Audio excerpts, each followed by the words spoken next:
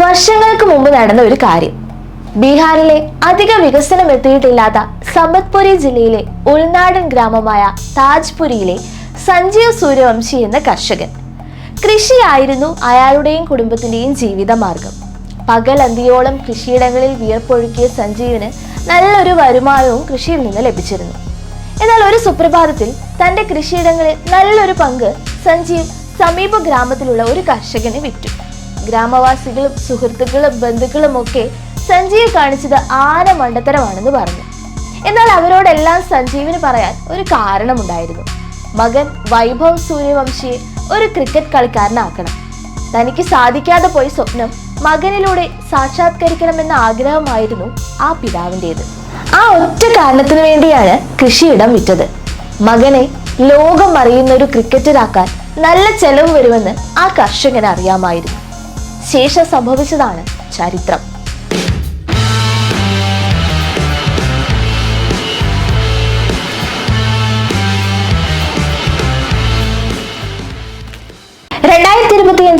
April 28 ജയ്പൂരിലെ Mansingh സ്റ്റേഡിയത്തിൽ രാജസ്ഥാൻ റോയൽസും ഗുജറാത്ത് ടൈറ്റൻസും തമ്മിലുള്ള IPL മത്സരം.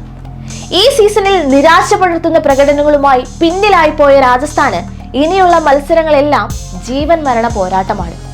എന്നാൽ ആദ്യം ബാറ്റ് ചെയ്ത ഗുജറാത്ത് ശുഭ്മാൻ ഗില്ലിന്റെയും ജോസ് ബട്ട്ലറുടെയും മികവിൽ 209 റൺസ് നേടിയപ്പോൾ രാജസ്ഥാൻ ക്യാമ്പിൽ ആശങ്ക പടർന്നു.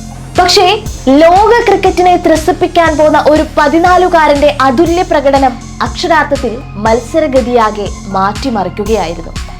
അതെ, നമ്മൾ ആദ്യം പറഞ്ഞ ആ കർഷകന്റെ മകൻ വൈഭവ് സൂര്യവംശി. 14ാമത്തെ വയസ്സിൽ ക്രിക്കറ്റ് ലോകത്ത് അത്ഭുതം സൃഷ്ടിച്ച പ്രതിഭയായി അവൻ മാറി.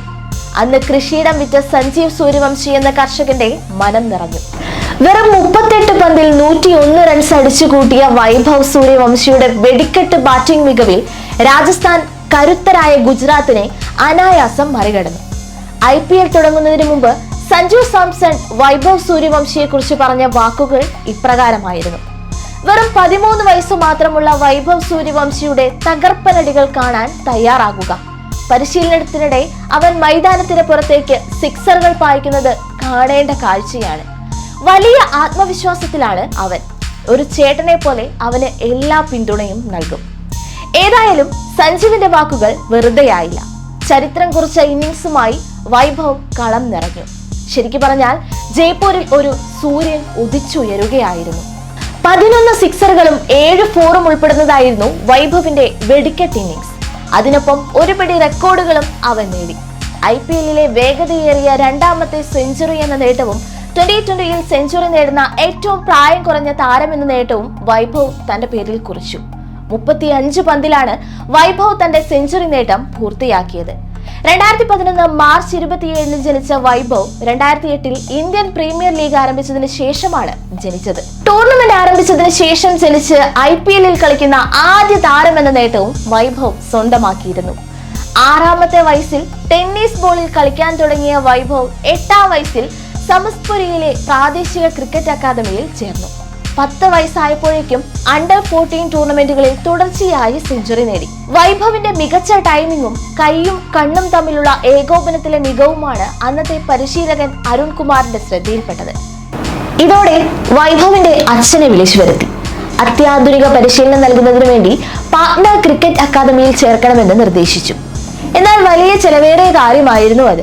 ഇതോടെയാണ് ജീവിതമാർഗമായിരുന്ന കൃഷിയിടം വിൽക്കാൻ സഞ്ജീവ് തയ്യാറായത്. കൃഷിയിടം വിറ്റുകിട്ടിയ കാശുമായി സഞ്ജീവ് മകനെയും കൊണ്ട് പാട്നയിലേക്ക് വണ്ടി കയറി. അവിടെ പാട്ന ക്രിക്കറ്റ് അക്കാദമിയിൽ മകനെ ചേർത്തു. മനീഷ് ഓജ എന്ന പരിശീലകന് കീഴിലാണ് മകനെ ചേർത്തത്. ദിവസം 100 ഓവറിലേറെ വൈഭവ് ബാറ്റ് ചെയ്തിരുന്നു. കഠിനമായ പരിശീലനം. തുടക്കത്തിൽ അക്കാദമിയിലെ ബോളർമാരെയാണ് വൈഭവ് നേരിട്ടിരുന്നതെങ്കിൽ പിന്നീട് ബോളിംഗ് മെഷീൻ ഉപയോഗിച്ചായി പരിശീലനം. വ്യത്യസ്ത വേഗതയിലും സ്വിംഗിലും ടേണിലും വരുന്ന പന്തുകളെ തുടർച്ചയായി നേരിട്ടു. 150 കിലോമീറ്ററിലേറെ വേഗമുള്ള പന്തുകൾ അനായാസമായാണ് വൈഭവ് നേരിട്ടത്. അവനൊരു അന്താരാഷ്ട്ര ക്രിക്കറ്ററായി മാറുമെന്ന് അന്ന് തന്നെ മനീഷ് രാജ വിലയിരുത്തി.